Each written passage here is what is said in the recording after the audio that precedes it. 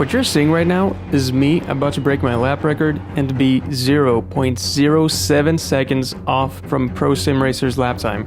Same car, same setup, same track conditions. And what you're seeing right now is me struggling to properly drive the same car in the exact same conditions just 6 months ago. My lap time then was 3 seconds off the alien pace. I was extremely confused as to how I was that slow while feeling that I could not go any faster. So I decided to challenge myself and document how long it would take for me to finally be near the alien pace. Throughout my series, you can see how my progress looked throughout the past months. But here is a really short recap of how that experience felt like. In the beginning, I felt stuck and could not improve. I was constantly doubting myself, and at one point, I didn't even believe that I could ever reach the pace that I had set as my goal. Each time that I would find a trick to get faster, I would momentarily get excited and improve, but then I would hit another wall. And then I would just ask myself, how the f*** is there more time to be found? So, before we get to how this last month of training went, I have to answer the main question that I get asked quite often in these videos. Why is this lap time so important to me? Well, there are 3 main reasons. Number 1, I would get a feeling of how the car behaved at such speeds. And with that, I can then try to match that feeling on other tracks to be fast on them also. Number 2, I would learn to have good car control. I would have to be more precise with my inputs, and I would have a deep understanding of the feeling of grip. So basically, whenever I would feel the car start to slide, I would be able to correct it with very precise inputs, something that before I wasn't able to do. And sometimes I would lose the car completely without even realizing what caused that spin out.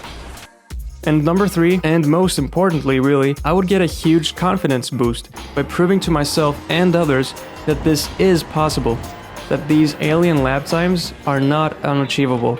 It's not talent. It's just consistent practicing with very good understanding of good versus bad driving habits. It's research and trial and error. Anyway, here's how this final month of practicing went. I was definitely more confident than before, but even those final 10s felt impossible to reach due to the fact that every time I saw hope, aka green delta, whether it was from a super clean first sector or some decent overall sectors, I would get so much pressure build up in my mind that I would fumble in ways that I would never do in any other scenario. But I knew that if I wanted to reach my goal, I would need to break from that mindset and just drive. Technically, like many of you suggested, I could remove my delta from my screen so that I wouldn't worry about it, but I had too many reasons for why I didn't want to do that. Firstly, looking at my delta helped me make sure when and where I was making mistakes. That way, as soon as I saw red in my delta, I would start internally asking myself, what did I do differently this time around that caused me to lose time?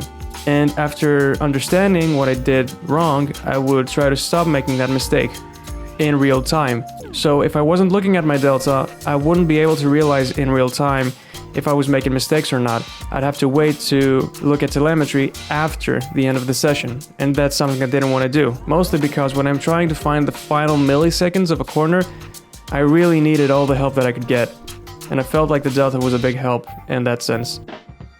And the second reason is that I wanted to use this chance to try and find a way to keep myself calm in order to be better prepared for future scenarios where I might face a similar situation. Knowing how to keep myself calm might help me be calm in important qualifying sessions, or maybe even races. Granted, I'm not so sure whether that would actually help, but it definitely wouldn't hurt, so why not? So, moving on, I kept trying, always looking for better racing lines, throttle traces, and trail braking, anything to help me push through this final plateau. But no matter what I tried, I would basically do the same lap times over and over again. It was a bit frustrating because I knew theoretically I've done faster lap times. But then, out of nowhere, there it was. One comment that was the little hint I needed to go further. I was hitting the ABS too much. Looking at other lap times from other drivers, I would see that many were doing more or less the same thing as me. So I didn't really believe that that was the problem.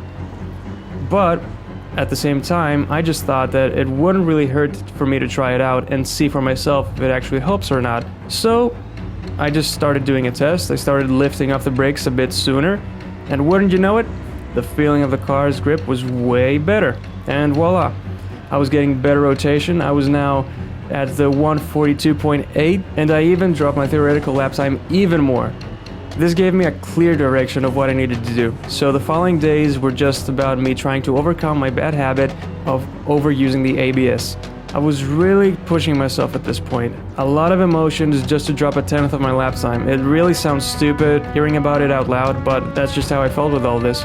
But I'm happy to say, through consistency and proper training, I was able to gradually become more consistent with fast pace, to the point it actually felt kind of easy. And that's really funny to say, considering that a few months ago I was barely consistent in the 145s, just 3 seconds slower, but I was struggling to control the car. That's crazy to me. So I think you get where I'm going with this. I've even spoiled it in the beginning of the video, so here it is. 4 months after starting this series, but it was actually half a year of training on this one track with the same car and the same setup. Here it is, my lap time of 142.77.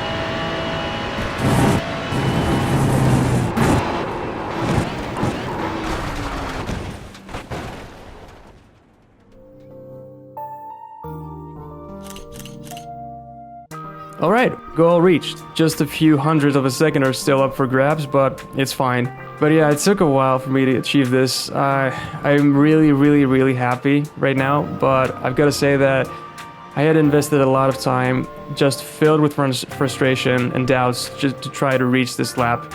And I gotta say that in those moments, your continuing support was a huge motivator for me, and I am extremely grateful for all you guys. So, what's next? Well, a lot of you have been requesting it, and yeah, we're going sim racing. It's about time, really, and and it will be a good time for me to see if what I learned about car control and car grip will actually pay off in these races, or if I completely wasted my time practicing for all these months. But regardless of the outcome, I hope this series is something that some of you can look back to, looking at my successes and my shortcomings, well, mostly my shortcomings, really, and judge for yourselves how you should approach sim racing in order to maximize your potential. I believe that if we're up for it, I think we're all very capable of achieving great things, but even if we think otherwise, it wouldn't hurt to try.